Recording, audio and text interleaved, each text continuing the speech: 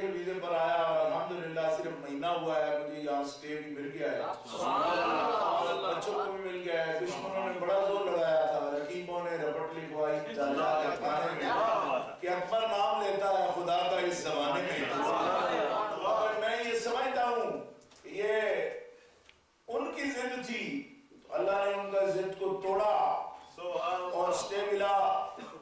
یہ سٹے کہتے ہیں یہاں کی اصطلاح میں، مجھے سٹے نہیں چاہیے، مجھے کوچ چاہیے، کوچ، اس لیے کہ بنیادی طور پر میرے پیر و استاد نے جو مجھے سکھایا اس میں منزل کا تصور نہیں، سفر کا تصور ہے۔ ہم کسی جگہ پہ ٹھکانہ نہیں بنانا چاہتے۔ کئی دفعہ میری اہلیہ میرے بچے مجھ سے پوچھتے ہیں کہ جہاں ہم رہتے ہیں آپ دوسری جگہ پہ انتظام سوچتے رہتے ہیں، تو میں نے کہا تھا، میری والدہ نے بھی مجھے یہ فرمایا تھا کہ ٹھکانہ نہیں ڈھونڈنا، اس لیے کچھ لوگوں کا کام ہوتا ہے پھیری کرنا، گھومتے رہنا، اور الحمدللہ میرا سب دوستوں سے وعدہ ہے کہ ٹھکانہ نہیں چاہیے، ٹھکانہ بس مر کے ان کے قدموں میں چاہیے۔ جب تک زندگی کا آخری سانس ہے انشاءاللہ العزیز ہمارے سنت و جماعت کے مشن کے لیے انشاءاللہ پوری دنیا میں سفر کرتے رہیں۔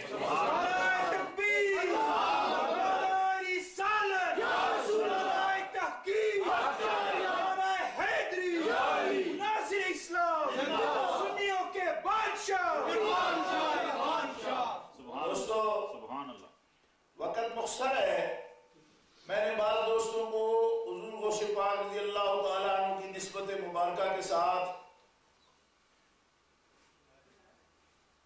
جس طرح آپ کے فرزند گرامی اور نخیب الاشراف حضرت سید یوسف عبداللہ الگیلانی البغدادی دستگیر بے قسام آپ نے بغیر کسی تعلق کے، دنیا کا کوئی تعلق، کوئی پہچان، میرا رب جانتا ہے میری ان کے ساتھ نہیں تھی۔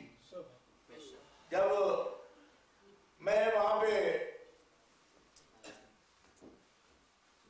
89 میں بغداد شریف میں حاضر ہوا، آپ نے دربار عالیہ پر ہی میں تو حاضر تھا، اطلس ہوٹل میں ٹھہرا ہوا تھا شارع سعدون پر، بغداد شریف کے سنٹر میں وہ شارع سعدون ہے، اس کے اوپر اطلس ہوٹل، اطلس بلڈنگ بڑی مشہور ہے، وہاں پہ میں ٹھہرا ہوا تھا، حاضری دربار شریف پر دیتا اور چلا جاتا، میری سجادہ نشین صاحب سے، نقیب الاشراف سے کوئی ملاقات نہیں تھی۔ میرا رب جانتا ہے میں اتنی پاک محفل میں ہوں، حضرت نے بابا فقیر محمد جو اس وقت چابی بردار تھے حضور غوث پاک کے دربار کے، آپ کو بلا کے اور فرمایا کہ دربار میں اس وقت عرفان نامی ایک بندہ ہے، اس کو میرے پاس بلاؤ۔ مجھے آگے بابا فقیر محمد نے کہا کہ آپ اکیلے اس وقت بیٹھے دربار میں، آپ کا نام عرفان ہے؟ میں کہا ہے، اور میں صاحب آپ کو بلا رہے ہیں۔ جب میں گیا تو آپ نے مجھے سلسلہ عالیہ قادریہ میں اجازت مرحمت فرمائی۔ آج بھی جو میرے شجرہ شریف جو چھپا ہوا ہے اس کے اوپر وہ مہر بھی موجود ہے اور آپ کے دستخط شریف بھی موجود ہے۔ میں آج تک اس راز سے واقف نہیں کہ مجھے میرا ان سے تعارف نہیں تھا پہلے، اور میری ان سے کوئی پہچان نہیں تھی، نہ میں نے جا کے حضرت کو اپنا نام بتایا تھا، اور نہ میرے میں کوئی اہلیت تھی، نہ ہے، لیکن میرے ساتھ جن لوگوں نے اخلاص کے ساتھ تعلق قائم کیا، میں نے بھی ان کو اس نسبت کے ساتھ جوڑ دیا۔ میں نے کہا آپ کو بھی حضور غوث پاک کے درویشوں میں شامل کرتا ہوں۔ نعرہ تکبیر، نعرہ رسالت، نعرہ تحقیق، نعرہ حیدری، قائد انقلاب بیرسٹر اہل سنت، قائد انقلاب بیرسٹر اہل سنت۔ اور پھر میں سوچتا کہ ان بچوں کا، ان دوستوں کا لوگ مذاق نہ اڑائیں، یہ خلیفے ہو گئے،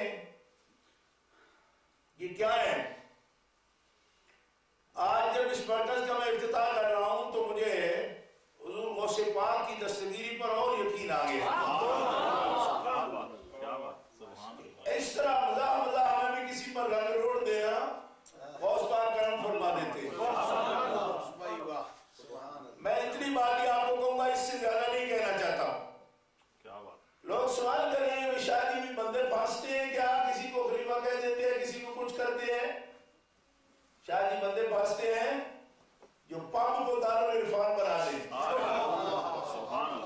یہ سودا غلط ہے نہیں. اگر سمجھ آیا تو بولو نہیں. بس اس سے زیادہ کچھ تبصرہ نہیں کرنا.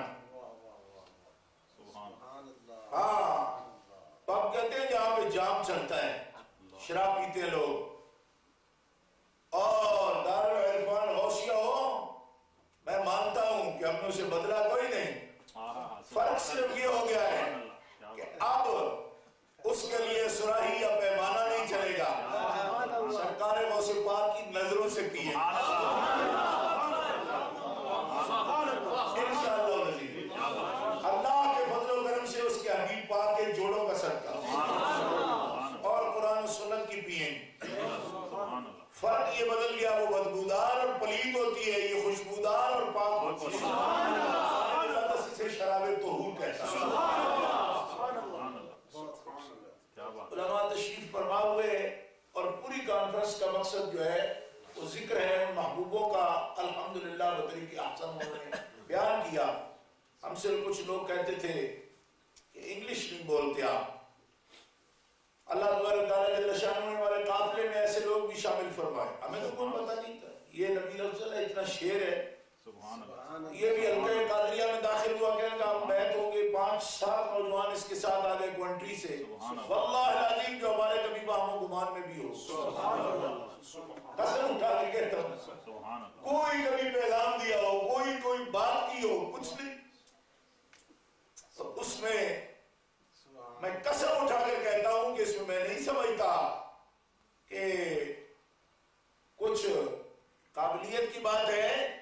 یہ سب سرکار کا کرم ہے, اور وہ سمجھتے ہیں کہ کون سا بندہ ان کو ضرورت ہے کہ دین کے کام آئے. مولانا مدثر حسین ہے, ماشاءاللہ ماسٹر ہے, یہ ایم اے کیا ہوا ہے, اور یہ ہمارے بیعت نہیں ہے مگر مخلص ساتھی ہے اپنا, تو بہترین لکھ بھی لیتا ہے انگلش میں, اور کتنے 5-6 کتاب سے لکھے ہیں انگلش کے اندر. مگر اللہ حکم الحاکمین جل وعلا نے صاف دماغ دیا ہے, اخذ کر سکتا ہے, دلیل کو اخذ کرتا ہے اور بیان کر سکتا ہے. کون نبی افضل ہے, محمد اذکر کو میں ہمیشہ تلقین کرتا ہوں کہ یہ ان چیزوں کو دیکھے اور اپنائے. اور میں نے ایک کانفرنس میں پہلے بھی کہا تھا کہ میری ہرگز یہ خواہش نہیں ہے کہ صرف اس وجہ سے کچھ کرے کہ میرا بیٹا ہے اور میرا نام اس میں رہ جائے. واللہ العظیم ایسا نہیں ہے. کیوں کہ میرے والد گرامی رحمت اللہ علیہ مجھے فرماتے تھے, عرفان شاہ تو ہی میرا بیٹا نہیں ہے, میرے 2000 بیٹے ہیں جن کو میں نے قرآن و سنت پڑھایا ہے, سب میرے بیٹے. میرے والد صاحب مجھے 12 یہ فرماتے تھے, مجھے یہ نہیں ہے کہ تو میرا بیٹا ہے, میری اولاد ہے, تو تیری وجہ سے میرا نام ہے, یہ کچھ کام ہے. 2000 ایسے بندے ان کو میں نے فقہ, حدیث, قرآن کی تعلیم دی, وہ سب میرے بیٹے. اور میں یہ اعلان کر رہا ہوں آپ کے سامنے, اولاد اگر کام کرے گی دین کا تو خوشی ضرور ہوتی ہے, مگر واللہ العظیم یہ سب بچے جنہوں نے دین سیکھا یا سیکھ رہے ہیں, ایک ذات دینی نے, ان سب کی حیثیت ہمارے لیے یہی ہے کہ ہماری اولاد کی طرح ہے. اور نہ صرف اس دنیا میں بلکہ اس دنیا میں بھی میرا یہ وعدہ ہے کہ رسول گرامی کی بارگاہ میں کہیں صحابہ کی چوٹیوں میں جگہ ملے گی تو یہ اولاد کی طرح انشاءاللہ العزیز ہمارے ساتھ ہی اس موت میں آ گئی. اور اس بات کا یقین کامل رکھنا, حضرت قطب مدینہ مولانا ضیاء الدین احمد مدنی رحمت اللہ تعالی علیہ جو ہمارے حضور فاضل بریلوی کے خلیفہ اجل و اعظم ہیں, آپ فرماتے ہیں میں بغداد شریف جب حاضر ہوا تو میں نے قبرستان شریف قادریہ جو ہے الگ ہے, جو لوگ بغداد شریف گئے ان کو پتہ ہے کہ حضور غوث پاک کے روضہ اقدس کے بالکل اگلی طرف جو سڑک کے اور آپ کے روضہ مبارک کے درمیانی جگہ ہے وہ قبرستان ہے, خانقاہ قادریہ ہے خاص, وہاں خصوصی لوگوں کی قبریں ہیں آپ کے اولاد پاک یا خلفاء میں سے. تو حضرت قطب مدینہ فرماتے ہیں میں وہاں پہ جب حاضر ہوا تو ایک قبر کے سرانے ایک کتبہ لگا ہوا تھا, ہیڈ سٹون جس کو آپ کہتے ہیں نا, اس پہ آپ فرماتے میری نظر گئی تو ایک عجیب جملہ لکھا ہوا تھا. پہلی صاحب قبر نے یہ وصیت کی تھی کہ میری قبر پر یہ کتبہ ایسا لگایا جائے، اور کتبے کا مضمون یہ تھا کہ یا رسول اللہ یہ کیسے ہو سکتا ہے کہ اصحاب کہف کا کتا، کہف والوں کا کتا ان کی نسبت سے، ان کے تتبع میں، ان کے پیچھے چلنے کے سبب جنت میں چلا جائے اور میں دوزخ میں جاؤں؟ کیوں؟ اس لیے کہ او سگے اصحاب کہف من سگے اصحاب طور، اگر وہ اصحاب کہف کا کتا تھا تو میں تو اصحاب محمد کا کتا ہوں۔ اصحاب کہف کا کتا جنت میں داخل کیا جائے تو اصحاب محمد کا کتا جنت سے باہر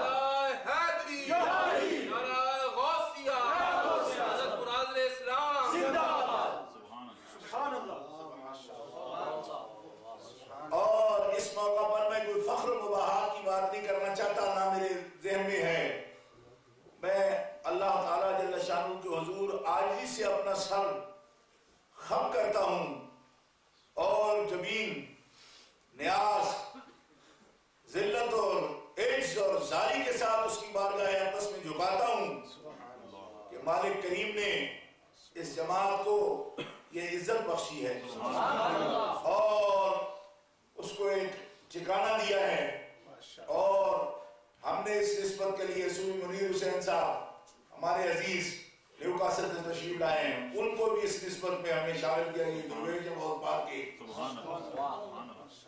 اب آثار نظر آ رہے ہیں، سوچا مجھے پرسوں فون کر کے اپڈیٹ کر رہے تھے، کہنے لگے کوئی 20-25 ہزار کا ہم انتظام کر رہے ہیں اور اتنا رہتا ہے، اور جلدی میں آپ کو سناؤں گا کہ نیوکاسل کی سرزمین پر بھی انشاءاللہ العزیز حضور غوث پاک کا مرکز قیام عمل میں آ جائے گا۔ دیکھیے یہ باتیں، یہ سوچ ان دوستوں کو بھی میں کہتا ہوں، یہ سمجھتے ہیں کہ ہم میں کچھ نہیں، ہمارے اندر کچھ نہیں، میں سمجھتا ہوں کہ ان سے پہلے سوچو کہ کیا کبھی تم نے سوچا تھا؟ تم ہی وہ نوجوان تھے کہ ایک اشتہار میں تمہیں دیتا تھا کہ جا کے مسجد میں لگاؤ، تو تم آ کے مجھے کہتے تھے کہ ہمیں اپنے گاؤں کی جس کمیٹی کی کو ہم چندہ دیتے ہیں ماہانہ، اس مسجد میں ہمیں اپنے مشن کا اشتہار کوئی نہیں لگانے دیتا۔ باہر آئے نوجوانوں نے مجھے آ کر کہا، تو میں ان کو ایک ہی بات کہتا، صبر کرو۔ سبحان اللہ۔ میں نے کبھی نہیں کہا کہ لڑ پڑا جا کے، میں کہتا رہا صبر کرو، اشتہار کوئی نہیں لگانے دیتا۔ اللہ تعالیٰ میں دیکھتا ہوں کہ تمہیں مرکز کا مالک بنائے گا، لوگ آ کے تمہیں پوچھیں گے کہ ہمیں کیا کرنا چاہتے ہیں۔ الحمدللہ اسی سرزمین پر یہ حضور غوث پاک سرکار کی نشانی ہے، یہ جتنا چمک رہا ہے مجھے لگتا ہے یہ لگینہ ہے حضور غوث پاک، یہ لگینہ ہے حضور غوث پاک کی نسبت کا، اور جو چاہتا ہو کہ وہ 100 کٹھا میں وہ اگر پڑا ہوا کہ اس کی کوئی پہچان ہو تو پہچان کے لیے غوث پاک کے قدموں میں آ بیٹھو، پہچان خود بخود ہو جائے۔ وہی عطا کرتے ہیں سب، کیوں نہ قاسم ہو کہ مختار ہے بابا تیرا، کیوں نہ قادر ہو کہ مختار ہے بابا تیرا، کیوں نہ قاسم ہو کہ تو ابن ابی القاسم ہے۔ اللہ عظیم البرکت میں حضور غوث صاحب علیہ کے بارے میں یوں ہی نہیں کہا، کیوں نہ قاسم ہو کہ تو ابن ابی القاسم ہے، اور کیوں نہ قادر ہو کہ مختار ہے بابا تیرا۔ انسان کو اپنا ایمان اور استقامت دکھانی پڑتی ہے، انشاءاللہ العزیز رائے کھلی ہیں، اور دین ہی عزت دیتا ہے۔ آپ نوٹ کر لو، لاکھوں کروڑوں والے مر جاتی ہیں، ان کا کوئی نام لینے والا نہیں، لیکن جو ان کے قدموں میں بیٹھ جاتی ہے ان کا نام مٹائے نہیں مٹائے گا۔ وقت بہت ہو گیا، نماز پڑھنی ہے، میں چاہتا تھا کہ نماز ہم پروگرام ختم کر کے پڑھیں۔ اب میں آپ سے یہ بات کہنا چاہتا ہوں کہ اس وقت فتنہ اور بھی نئے رخ پہ آ گیا کہ جو لوگ بد عقیدہ لوگ تھے وہ گھٹنے ٹیک رہے ہیں، پاس سے بھی بھاگ رہے ہیں، مگر منافقین جو اپنے آپ کو خود اہل سنت ظاہر کرتے ہیں وہ چونچا کر رہے ہیں، کبھی کوئی تعویل سامنے لاتے ہیں، کبھی کوئی تعویل سامنے لاتے ہیں۔ آج 30-40 سالوں سے جو لوگ اس گھمنڈ میں تھے کہ ہم کسی بھی بات پر وضاحت تک نہیں کریں گے، آج مجبور ہو گئے بیٹھ کر، اور نتیجہ کیا نکلا؟ آج ان کی پٹائی ہو رہی ہے۔ انہی کی طرف سے جن کے لیے 40 سال ان کے پیچھے کھڑے ہو کر نماز بھی پڑھتے رہے تاکہ یہ ہماری عزت کریں، آج وہ ان کو گالیاں دے رہے ہیں۔ میں پوچھتا ہوں ظالموں تم نے کیا کمایا؟ 100 گڈھا بھی کھاتا تھا، 100 لیٹر بھی کھاتا۔ سنیوں کو ناراض کیا، جنہیں راضی کرنے چلے تھے، آج وہ تمہیں جھوٹے مار رہے ہیں۔ تو غور سے سنو، تم عزت پانا چاہتے تھے اور بے ایمانوں کے سامنے غلط عقیدے رکھ کے اور گستاخوں کے پیچھے والوں کے لیے کھڑے ہو کر عزت حاصل کرنا چاہتے تھے۔ عرفان شاہ آج بھی تمہیں بتاتا ہے عزت ان سے مل سکتی ہے جو عزت والے ہوں۔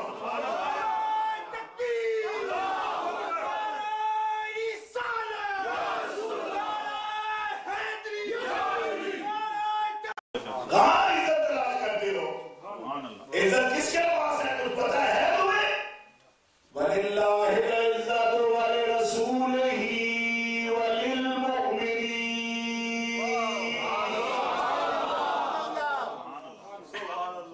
عزت کا مالک اللہ ہے، زور سے کہو سبحان اللہ۔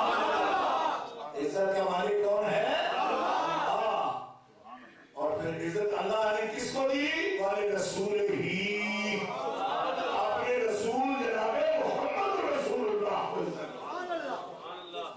آہستہ سبحان اللہ کہہ کر آپ نے تقریر کا وزن ہی جوڑ دیا۔